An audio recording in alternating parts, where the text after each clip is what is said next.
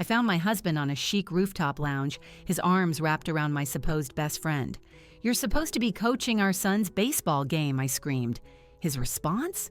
He just laughed. So I had divorce papers delivered to him with a single cupcake that read, "Best wishes." The cupcake was a work of art, red velvet with immaculate cream cheese, frosting swirls, and "Best wishes" inscribed in a sophisticated red script. Mark's expression when he opened the box, sitting right next to the divorce papers, was even more exquisite. Or so my sister, Megan, told me later. I wasn't there to see it myself, but I could paint a vivid picture in my mind, his smug self-assurance disintegrating as the reality of the situation crashed down on him. It had been precisely 8 days since I'd laid eyes on him at that rooftop bar with Sophie, his arm draped around my best friend when he was supposed to be at our son's playoff game. 8 days since he had chuckled in my face when I called him out on it. 8 days of meticulous planning that all led to this single moment of flawless, sugary revenge. But let's rewind to the moment my world truly fractured. Every Wednesday afternoon was a carbon copy of the last. I would race from the Harrison residence, where I worked as a nanny, to grab my son, Leo, for his baseball practice. I had perfected the art of folding laundry at a near superhuman speed while keeping a vigilant eye on the clock. The twins' tiny socks and onesies became perfect little squares under my well-practiced hands. This Wednesday, however, was meant to be different. It was the big playoff game, and my husband Mark had actually promised to coach.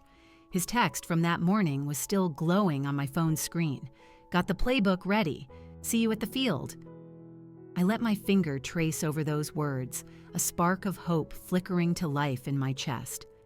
After he'd bailed on 3 parent-teacher conferences and missed countless baseball practices, Mark was finally, maybe, stepping up for our son. "Mrs. Harrison doesn't need these clothes folded today," I told myself, trying to smother the anxiety rising as the minute hand crawled toward 3 o'clock. Leo had been out in the yard practicing his swing every single evening this week, his face absolutely beaming when Mark actually came out to help him 2 nights ago. "Dad says I'm going to hit a home run," he'd told me, his eyes gleaming with admiration for the father who had become a ghost in his life. The kitchen clock read 3:15 p.m. when Mrs. Harrison came home early, catching me glancing nervously at the door for what must have been the 5th time in as many minutes. "Chloe, you should get going. Leo's big game, isn't it?" Her voice had that gentle, understanding tone that always made me feel a little less isolated in my daily struggles. She adjusted her designer watch, an accessory likely worth more than my monthly paycheck, and leaned against the gleaming marble countertop. "I still have to finish the twins' laundry and get their afternoon snacks ready," I protested weakly, even as my heart hammered with the urgent need to leave. "The twins and I can survive without perfectly folded onesies for one afternoon," she said with a smile, revealing the warmth that made working for her a world away from my previous jobs. Playoff games are a big deal. I gave her a grateful nod, hastily grabbing my purse while explaining that Mark would be there to coach. "He's been practicing with Leo all week," I said, almost convincing myself with my own words, despite a long history that should have taught me otherwise. Mrs. Harrison's smile faltered just a little.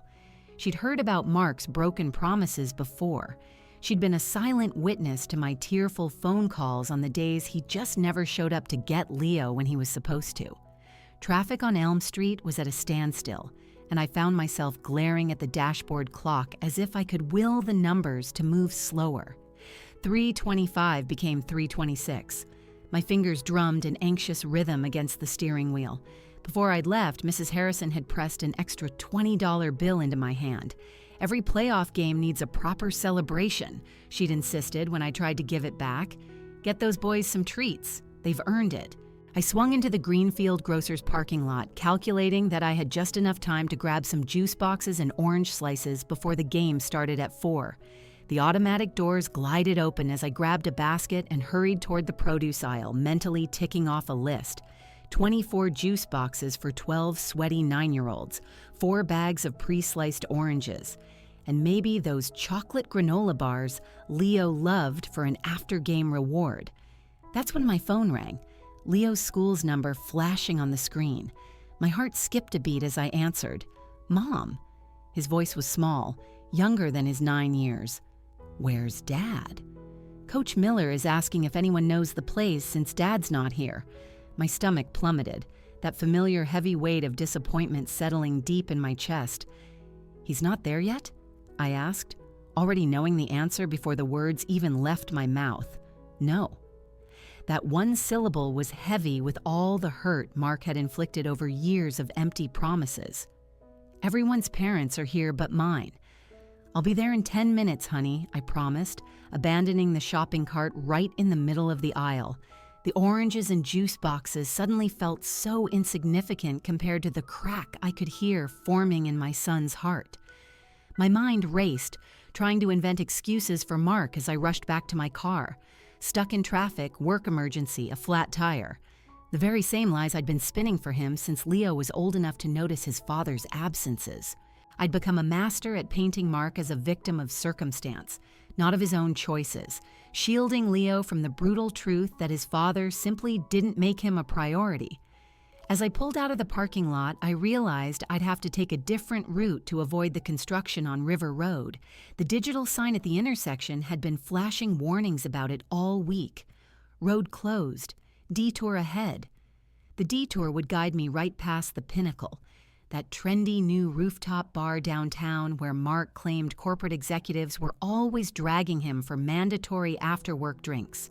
He always described it with such disdain, as if these networking events were agonizing obligations rather than convenient excuses to escape his family responsibilities. The red light at Lincoln and Fourth seemed to last an eternity as I sat fidgeting behind the wheel. From this exact spot, I had a clear line of sight to the Pinnacle's outdoor patio, 4 stories up. Even in the afternoon sun, I could make out the figures of patrons enjoying an early happy hour, their carefree laughter drifting down on the spring breeze. My breath hitched in my throat as my eyes landed on a familiar profile at one of the tables. Mark's distinct gray blazer, the back of his head as he leaned in close to someone. The same blazer I had ironed for him just this morning. The blazer he had put on while promising me he wouldn't let Leo down today. I squinted, certain I had to be mistaken, until he shifted slightly, revealing Sophie's unmistakable blonde hair cascading over her shoulders. My best friend since college. The woman who had stood beside me at my wedding, who had held Leo just hours after he was born, who had brought me soup when I had pneumonia last winter. Sophie, who had been texting me almost daily about her own marital problems with David, asking for my advice and sympathy. The light turned green, but my feet felt like lead. I couldn't move. I just watched as her hand casually stroked my husband's arm, their faces mere inches apart in an intimacy that left no room for an innocent explanation. A car horn blared behind me, the sound jolting me back to reality. I pressed the gas pedal, my body moving on its own, my vision blurring with tears. I refused to let fall. In that moment, as the Pinnacle receded in my rearview mirror, I felt something inside me shatter and then reform into something sharp and hard. The hurt was there, a white-hot agony that threatened to swallow me whole. But beneath it, a different emotion bubbled to the surface. Rage. Not the fleeting anger from our arguments about his absences, but something deeper, colder, and more resolute. Mark wasn't stuck in traffic. He wasn't dealing with a work emergency. He was exactly where he wanted to be, with exactly who he wanted to be with. And it wasn't with his son on the most important day of his 9-year-old life. It wasn't with me. The truth settled over me like an Arctic frost, chilling and clarifying. As I drove toward Leo's school, I made a silent vow. This would be the last time Mark's choices would break our son's heart, the last time I would make excuses for him, the last time I would protect his image at the expense of my own dignity. I just didn't know yet how sweet that final reckoning would be. The steering wheel was cold beneath my white-knuckled grip as I swerved into the nearest parking spot, my tires screeching against the pavement. My wedding ring clinked against the metal as my hands trembled. Staring up at the pinnacle's sleek glass facade, I felt a storm brewing inside me, rage and heartbreak colliding with the force of a hurricane.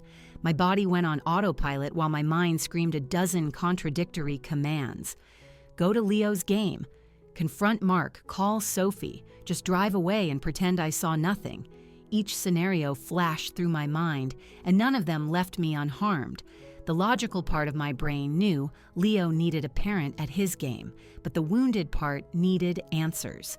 The wounded part won. I have no memory of locking my car or crossing the street. The building's revolving door deposited me into a grand marble lobby, where a security guard gave me a curt nod as I marched toward the elevators. My reflection in the polished brass doors was of a woman I didn't recognize. Her cheeks were flushed, her eyes burning with a fire I'd never seen in myself. The elevator ride to the rooftop felt like an eternity. With each soft ding of a passing floor, another piece of the life I knew was ending. 5th floor. The Christmas mark had given Leo a basketball, despite his obsession with baseball. 6th floor. Sophie holding my hand through my miscarriage 3 years ago, promising she'd always be there for me. 7th floor. Our wedding day, Mark vowing to cherish me forever. 8th floor. The rooftop bar where all those vows were currently turning to ash. When the doors finally slid open, a cheerful hostess asked if I had a reservation. Her perfect smile faltered as she took in my expression. "I'm meeting my husband," I managed, my voice surprisingly steady. "Name?" she asked, glancing down at her tablet. "He's already here." With a blonde woman. The words tasted like bitter copper on my tongue. "Oh, you must mean Mr. Sterling and Miss Carter?" "Corner table." She gestured toward the patio. "Would you like me to—" But I was already moving past her, my eyes scanning the outdoor space until I found them at a corner table, partially shielded by decorative palm trees. The afternoon sun illuminated Sophie's honey blonde hair I'd helped her pick out highlights for just last month. Mark's hand was resting casually on the small of her back, his thumb tracing small circles on the red fabric of her dress. My dress. The one she'd borrowed last week for a client dinner. They didn't see me approach.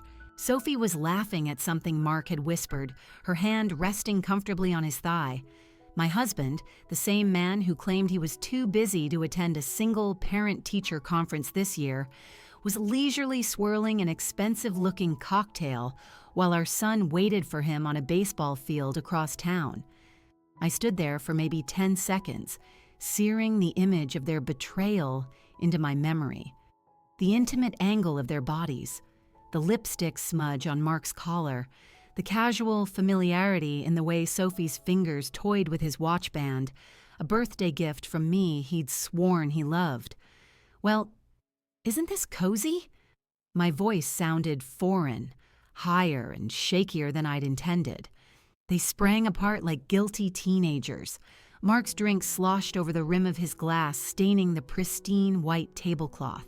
The color drained from Sophie's face so quickly I thought she might faint. Mark recovered first, his expression shifting from shock to irritation with practiced ease. "Chloe," he said flatly, as if I were an inconvenient bill that had arrived in the mail. "What are you doing here?" The sheer absurdity of his question lit a fuse inside me. "You should be coaching our son's baseball game." The words exploded out of me, loud enough to silence nearby tables. Cocktail glasses paused mid-air as heads swiveled in our direction. "It's the playoffs, Mark. You promised him." Mark's face registered a flash of shock, then annoyance at the public spectacle I was causing. Sophie at least had the decency to look ashamed, her eyes fixed on the table where her manicured nails, the same coral shade I'd complimented last week, were shredding a cocktail napkin. "Chloe, calm down," Mark hissed, casting a nervous glance at the other patrons. "You're making a scene. I can explain." But then he did something I will never, ever forget. He laughed, a short, dismissive chuckle that said everything about how little my feelings and Leo's disappointment meant to him. It's just a kid's game, Chloe. Miller can handle it. Just a kid's game. The words hung in the air. Just our son's heart breaking as he scanned the sidelines for his dad. Just another promise tossed aside because someone more interesting came along. Just a game, I repeated, my voice dropping to a dangerously quiet level. Leo has been practicing those plays with you all week. He was counting on you. Mark sighed dramatically, as if my concern was a tedious chore. I'll make it up to him. We'll go fishing this weekend or something. Sophie tried to run damage control, sliding away from Mark, her hands fluttering like nervous birds. Chloe, we were just discussing the Johnson account. Mark mentioned he had to cancel on Leo, and I was just comforting him. He felt terrible about it. Her words trailed off under my stare, the lie too flimsy to hold up. The Johnson account, I echoed. That's funny. That's the same excuse you both used last Friday and the Thursday before that. And at Sophie's birthday dinner that David couldn't make. I turned my gaze fully on her. How is David, by the way? Still working nights at the hospital while you comfort my husband.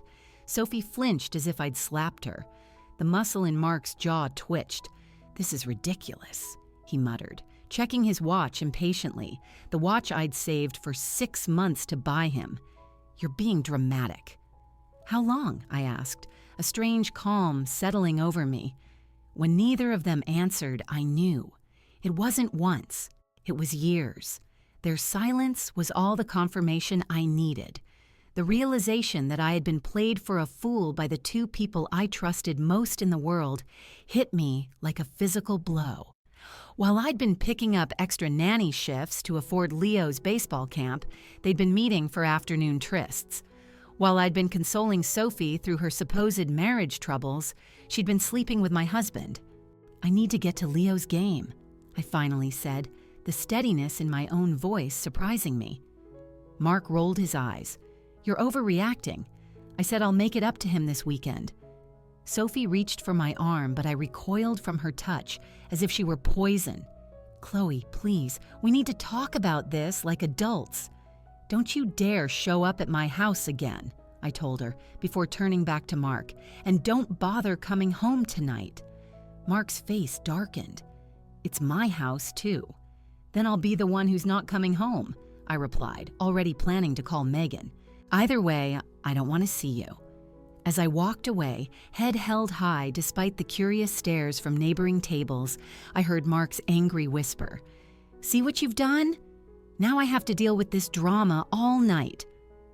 Their laughter followed me to the elevator, quieter this time, conspiratorial. They were already moving on, dismissing me and the scene I'd caused. The hostess avoided my eyes as I passed, her discomfort palpable. Inside the elevator, I watched the numbers count down, feeling oddly detached from my own body. My reflection in the doors showed the same woman who had ridden up minutes before, yet everything had changed. Something inside me had broken. Something that couldn't be fixed with Mark's empty promises or Sophie's fake apologies. As the doors opened to the lobby, I took a deep breath and stepped out. Leo was waiting, and unlike his father, I wouldn't let him down. But as I walked toward my car, a new resolve crystallized within me. This wasn't over, not by a long shot. Mark's laughter echoed in my mind, fueling a fierce determination to reclaim my dignity, whatever it took. The baseball field came into view as I pulled into the school parking lot. Parents lined the sidelines in folding chairs, cheering with enthusiasm. I was 20 minutes late. The scoreboard read 0-1, with the opposing team in the lead. My heart sank as I scanned the field for Leo's number 14 jersey. I finally spotted him in the outfield, his small shoulders tense with concentration.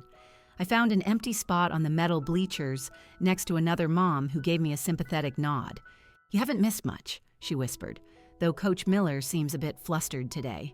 Coach Miller was pacing the sidelines, consulting a crumpled piece of paper, likely the standard plays he'd been using all season.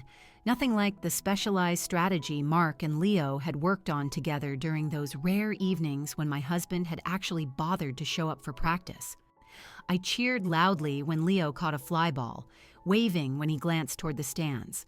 His face lit up for a second before his eyes continued their search, looking past me for the father who was never coming. The disappointment that washed over his features cut deeper than any betrayal Mark had inflicted upon me personally. Leo's team lost the playoff game 1-3. The boys huddled together afterward, their young faces a mixture of disappointment and resilience as Coach Miller offered words of encouragement. I waited near the bench, watching Leo accept his participation trophy with a polite thank you that didn't quite reach his eyes. "Mom." He jogged over, his cleats crunching on the gravel. "Did you see my catch in the 7th inning?" "I did," I said, pulling him into a hug that he only half resisted. "You were amazing out there." His eyes darted past me again. "Dad never came, huh?" "No, honey, he didn't." On the drive home, Leo stared out the window, his participation trophy forgotten on the back seat where he'd tossed it without ceremony. His profile, so much like Mark's, was silhouetted against the gathering dusk. "Dad had an important work thing, huh?" he asked, not looking at me. I gripped the steering wheel tighter. The image of Mark and Sophie laughing together still burned into my mind. My throat constricted around the automatic excuse I'd always given him. For the first time, I didn't make one. Leo nodded slowly, understanding far more than a 9-year-old should have to. Like when he promised to come to my science fair but went golfing instead. The question stunned me. "You knew about that?" "Mitch's dad saw him at the country club." He shrugged, with a practiced indifference that shattered my heart. "It's okay. I got second place anyway." We stopped for drive-through burgers, a rare treat on our tight budget. Leo perked up slightly when I added a chocolate milkshake to the order. "Championship dinner," I declared, forcing a brightness into my voice I didn't feel. "You played like a champion today." At home, I helped Leo with his shower, checked his homework folder, and tucked him into bed earlier than usual. He was emotionally drained, falling asleep halfway through our nightly reading routine. I sat beside his bed for a few extra minutes, watching the gentle rise and fall of his chest, the way his eyelashes cast tiny shadows on his cheeks. "I'm sorry," I whispered, though he couldn't hear me. Sorry that his father couldn't see the extraordinary child right in front of him. Sorry that I had spent years making excuses for a man who didn't deserve them. That night, after Leo was asleep, I sat at our small kitchen table with a legal pad. Mark hadn't come home, hadn't even called to check on Leo. His betrayal with Sophie was a deep wound, but it was his laughter, that casual dismissal of our son's disappointment, that had hardened something inside me. I began making lists in neat, precise columns. Our joint checking account with its meager balance. The savings account Mark had borrowed from 3 times this year for business investments that never panned out. The modest savings bonds Leo's grandparents had set up for his college education. The small life insurance policy my parents had gifted us when Leo was born. Our rental agreement with its clause about early termination. We didn't own much, but what we did have, I had mostly paid for with my multiple nanny jobs while Mark chased one failed career path after another. His current position at Sterling Solutions was his longest stint yet, at 1.5 years. I created a separate page for monthly expenses: rent, utilities, car payment, groceries, Leo's after-school activities, health insurance. The numbers told a stark story. Without Mark's income, we would struggle. But we could survive. I'd been carrying most of the financial weight anyway, picking up weekend babysitting gigs and holiday house-sitting jobs to cover for Mark's inconsistent contributions. My phone buzzed just before midnight. Megan's face lit up the screen, her timing as uncanny as ever. My younger sister had a sixth sense for trouble. "Leo texted me about Dad being a no-show at his game," she said without preamble. "Everything okay?" I hadn't planned to tell anyone yet, but the words just poured out of me. The rooftop bar, Sophie, Mark's laughter. Megan's sharp intake of breath punctuated my story, her outrage on my behalf feeling like the first warm thing I'd felt all day. That absolute... She caught herself, mindful of Leo sleeping down the hall. I knew something was off with him lately, but Sophie... You're Sophie?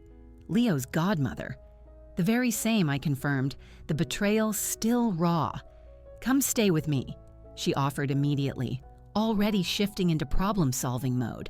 My spare room is a disaster, but I can clear it out tomorrow. Leo can have the sofa bed. I declined, explaining that I didn't want to disrupt Leo's routine any more than necessary. He still has school tomorrow, and I still have work. Besides, this is his home. I won't be the one to go. I won't be the one to uproot him. Megan grew quiet for a moment before asking what I planned to do. The legal pad in front of me now had a different list. Divorce lawyer recommendations from an online search. 3 names were circled, with Eleanor Vance, known for her fair but fierce representation of mothers, starred twice. I'm getting a divorce, I said, the words feeling strange yet liberating on my tongue. Good, Megan said firmly. And then what? Then I rebuild. For Leo. For me. Thursday and Friday passed in a strange, numb fog. Mark came home late Thursday night, his keys scraping in the lock around 2 a.m. I lay awake listening to him stumble around the living room before collapsing on the couch without a word to me. He left before dawn on Friday, taking a change of clothes in his gym bag, the front door closing with an exaggerated quietness. At breakfast, Leo pushed his cereal around his bowl. Is Dad mad at us? No, honey, I assured him, smoothing his cowlick. Dad's just working through some stuff. Will we still go fishing on Saturday? He asked, his eyes hopeful. Dad promised to teach me how to use the new lures Grandpa gave me. I watched my son's face fall as I admitted I didn't know. How about we plan something fun, just you and me, as a backup? Maybe that new superhero movie. At work, Mrs. Harrison noticed my distraction as I mechanically folded laundry. I'd nearly put salt instead of sugar in the twins' oatmeal. Bad week? She asked gently, intercepting my hand as I reached for the wrong ingredient again. Something about her kindness broke through my carefully constructed wall. My husband's having an affair with my best friend, I blurted out, immediately regretting the unprofessional disclosure. To my surprise, she just sat down at her kitchen island and asked, "What do you need?" What? The question caught me off guard. Time off? Different hours? A good attorney? What do you need, Chloe? Her directness was a relief after 2 days of emotional limbo.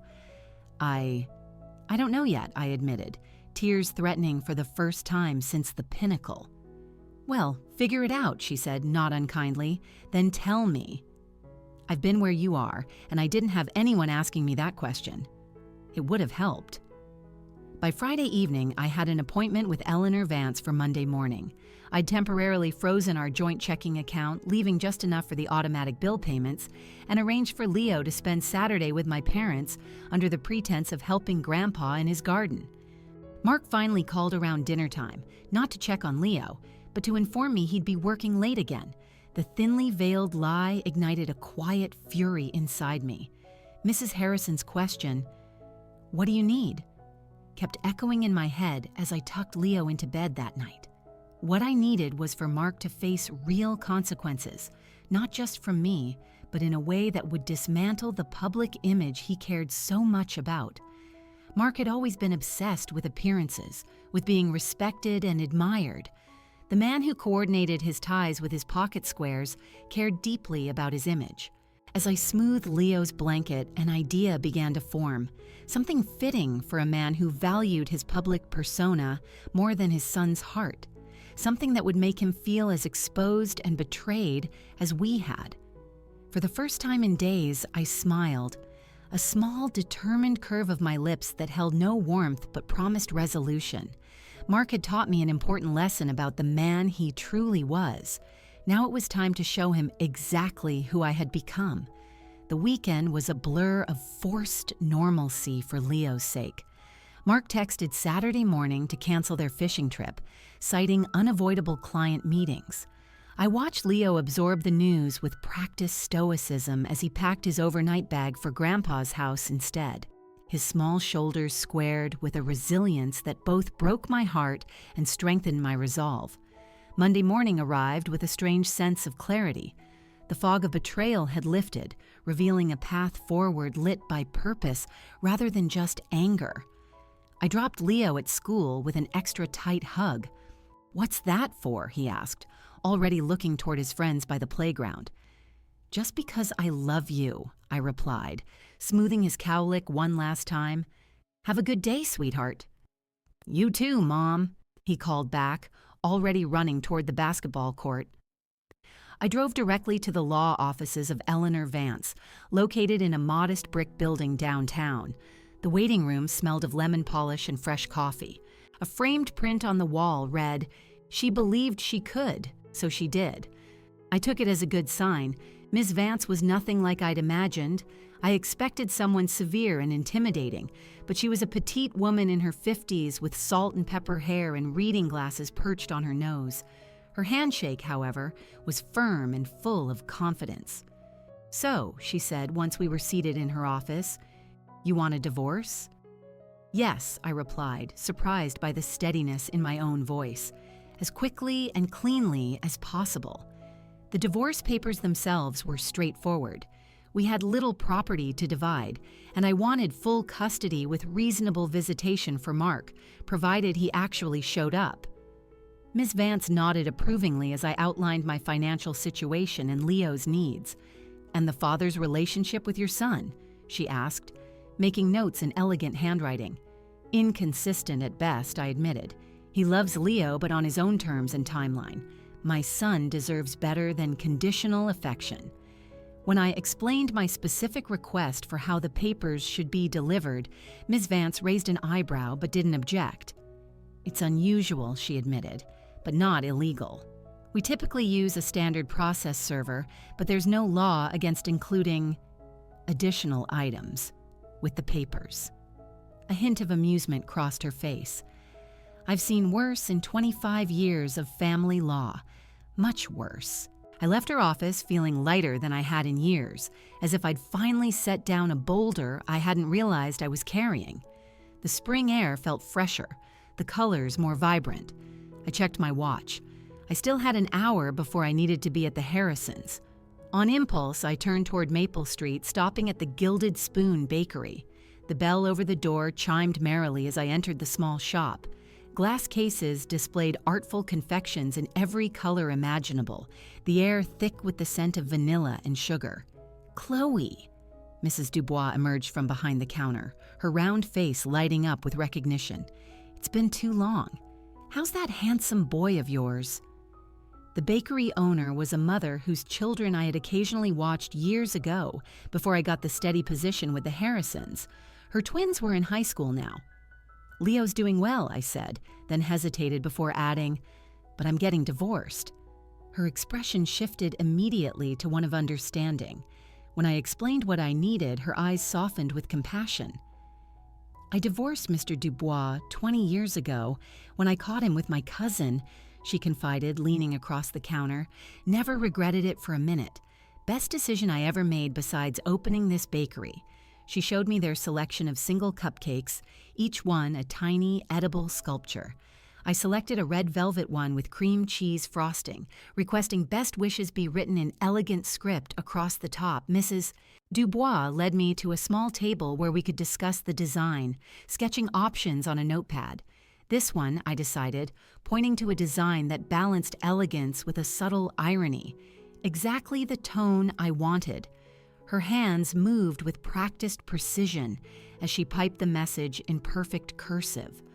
"On the house," she insisted when I tried to pay, "consider it a donation to the cause of women everywhere." I hugged her impulsively. This woman I barely knew who had become an unexpected ally. "You're doing the right thing," she whispered. "Stay strong." Wednesday afternoon found me unusually jittery as I watched the Harrison twins. I kept checking my phone, waiting for confirmation that everything was in place. The cupcake was waiting in Mrs. Dubois' refrigerator. The papers were prepared at Ms. Vance's office. All the pieces were aligned. Mrs. Harrison noticed my constant glances at the clock and shooed me out early again. "Go handle your business," she said with a knowing smile. I'd confided my plan to her over a glass of wine the night before. She'd not only approved, but offered to keep Leo overnight if I needed it. Every woman deserves one moment of poetic justice, she'd told me, refilling my glass. And some men deserve a reckoning. I drove to the Pinnacle, parking across the street with a clear view of the entrance. My heart pounded, not from anxiety, but from anticipation. At exactly 5:30 p.m., just as I'd predicted, Mark and Sophie arrived together, his arm casually draped around her waist as they entered the building. So predictable. I waited 30 minutes before going in, giving them time to settle into their routine of false security. The hostess recognized me but said nothing as I headed straight for the bar. From my stool, I had a perfect view of their corner table. The small digital camera in my purse had been a Christmas gift from Mark 2 years ago for taking better pictures of Leo's games. Now it would serve a different purpose. I ordered a soda and surreptitiously filmed them. Mark's hand on her knee, Sophie's fingers playing with his collar, their heads close together as they laughed. I captured several minutes of their interaction, nothing explicit, just clear evidence of an ongoing affair that couldn't be explained away as comforting him. When Mark excused himself to use the restroom, I seized my chance. Moving quickly through the happy hour crowd, I approached their table. Sophie's eyes widened in alarm. Chloe. "Enjoy him while it lasts," I said quietly, making her nearly spill her wine. "What are you doing here?" she hissed, glancing nervously toward the restrooms. I smiled coldly. "Gathering evidence. Did you know Mark's been texting my sister Megan, too?" The lie slid out easily, and I watched doubt flicker across her face. Affairs built on betrayal carry their own seeds of destruction. "You're lying," she whispered, but uncertainty clouded her eyes. "Why would I?" I replied with a shrug. "Just thought you should know what you're getting into. Best wishes with that." I walked away before Mark could return, slipping out through a side exit. Mission accomplished. The last piece was in place. The delivery was scheduled for Thursday at 3 p.m., when Mark would be meeting with his biggest client. Ms. Vance had confirmed the timing, and Mrs. Dubois personally boxed the cupcake that morning, adding a small card with her bakery's logo, a touch of professionalism for what was, in essence, an act of glorious pettiness. I couldn't be there to see it, but Megan could. My sister positioned herself at a cafe across from Mark's office building, texting me updates as I tried to focus on the Harrison twins. Delivery guy just went in. Mark's coming out to reception. He's opening the box. Oh my God, his face. Then came the photo. Mark standing in his office doorway, divorce papers in one hand, the single cupcake box in the other, his expression a priceless mixture of shock and utter humiliation as colleagues peered curiously from their cubicles. His perfectly curated professional image, crumbling in real time. Along with the papers and cupcake, I'd included a thumb drive with selected footage from the Pinnacle, just enough to show his betrayal wasn't a one-time mistake, just enough to make it clear I wouldn't be gaslit or manipulated. Megan's final text simply read, "Mission accomplished. He looks destroyed." I stared at the message, expecting to feel a surge of triumph, or at least satisfaction. Instead, I felt something quieter, but more profound. Peace. For the first time since spotting them at that rooftop bar, I felt the ground steady beneath my feet. The twins were napping, the house quiet except for the hum of the dishwasher. I sat at the kitchen island, scrolling through the photos Megan had sent, studying Mark's face as he realized his world was collapsing. In that moment of public unraveling, he looked so small and ordinary, nothing like the man whose presence once seemed to fill every room. Mrs. Harrison found me there, smiling at my phone. "It's done?" she asked, setting a cup of tea before me. I nodded, showing her the photo.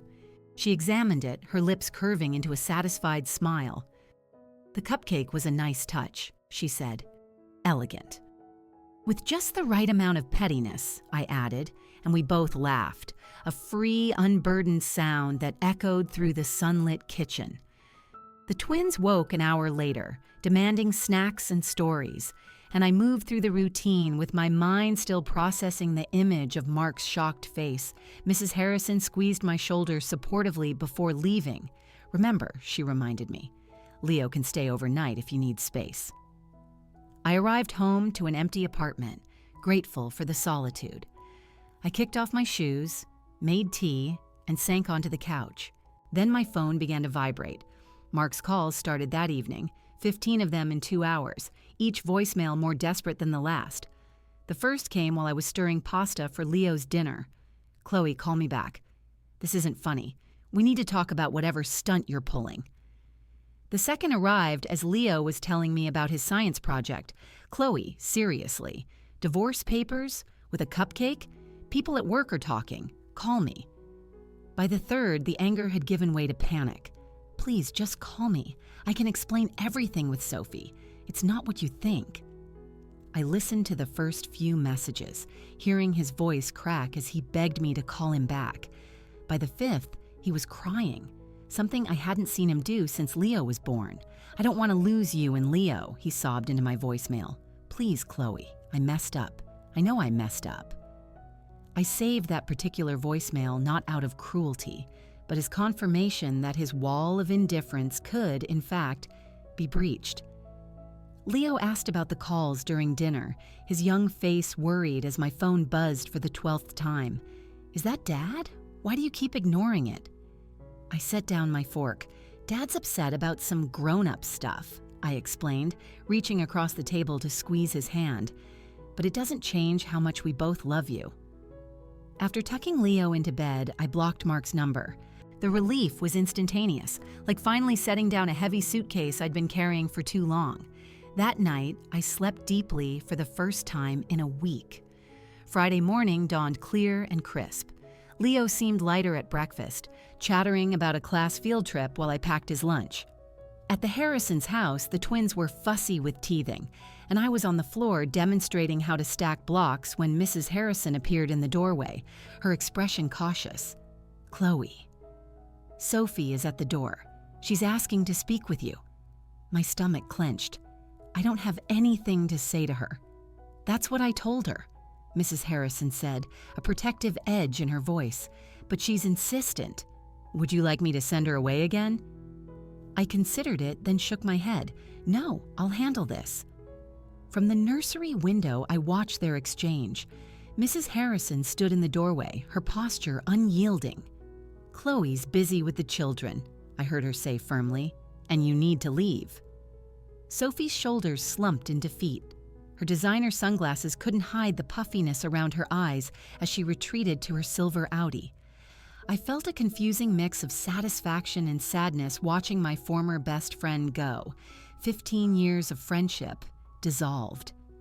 Later, Mrs. Harrison handed me an envelope. "She left this for you." Inside was a handwritten letter on Sophie's monogrammed stationery, the set I'd given her last Christmas. The elegant cursive was marred by tear stains. It was full of apologies and excuses. They'd both been unhappy. It just happened. The letter ended with a plea. "I know I don't deserve your forgiveness, but please don't tell David." Her concern for her own marriage after helping to destroy mine was the final pathetic betrayal. I shredded the letter, watching the pieces flutter into the recycling bin like confetti. The weekend provided a welcome respite as Leo and I established new routines. Saturday morning, we made pancakes shaped like baseballs, a messy endeavor that left batter on the ceiling but had Leo giggling uncontrollably. We visited the library, started planning a small balcony garden, and created a colorful weekend schedule for the fridge. Leo asked fewer questions about his father than I'd expected. He seemed to flourish in the new predictability. On Sunday afternoon, my phone rang. It was Megan. "Mark showed up at my apartment this morning," she said, her voice a mix of amusement and disbelief. "He was crying, Chloe, actually sobbing in my hallway." "What? Why your place?" According to Megan, Mark had confused her high-rise building with my garden apartment complex. "He thought I was you at first," she explained. "Started this whole speech about making amends. Then he registered my pink hair and realized his mistake." What did he want? He became even more distraught. begging me to intervene. He's been sleeping in his car because Sophie's husband found out and threatened him. David knows. Apparently, your cupcake delivery inspired David to send Sophie divorce papers too, with a whole box of cupcakes. 6 of them, all with different messages. The Gilded Spoon is doing brisk business in divorce cupcakes this week. A surprised laugh bubbled up from deep inside me. I shouldn't laugh, I said, though I couldn't stop the smile spreading across my face. You absolutely should, Megan insisted. It's poetic justice of the highest order. Monday brought my second meeting with Ms. Vance. He called our office 16 times on Friday, she reported with professional detachment. My assistant explained that all communication must go through legal channels now. As I left her office, I felt an unexpected lightness. On impulse, I stopped by the community college, picking up brochures about their early childhood education program. For the first time in years, I pictured a future shaped by my own choices, not Mark's broken promises. That night, I filled out the application at the kitchen table while Leo colored beside me. 2 months passed with surprising speed. The divorce proceedings moved forward smoothly, with Mark offering little resistance. Most clients would be thrilled, Ms. Vance remarked. But I have to admit, I was looking forward to using some of my more creative legal strategies. Leo finished 4th grade with improved grades and a renewed interest in baseball. Mark began following the court-mandated channels for visitation, his emails formal and businesslike. His first supervised visit was at a neutral family center. He looked different, thinner, his confident swagger replaced by a wary hesitation. Dad cried when I told him about my home run, Leo reported afterward, seeming confused but pleased. And he knew all the players on my team. I simply nodded, giving him the space to rebuild whatever relationship he could with his father. I rearranged our apartment, replacing Mark's oversized leather recliner with a small desk where I could study.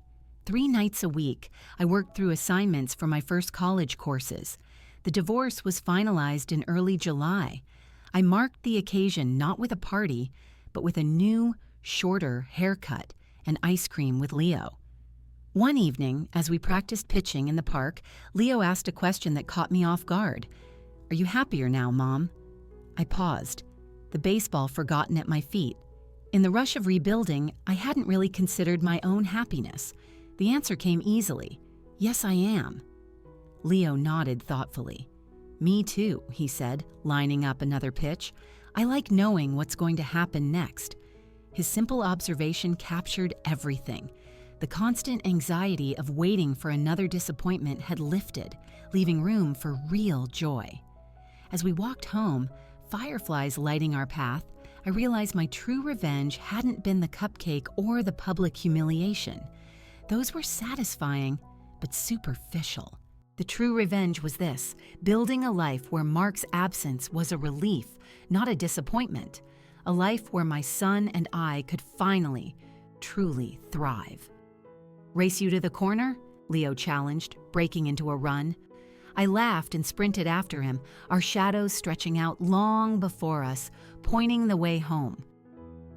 End of story.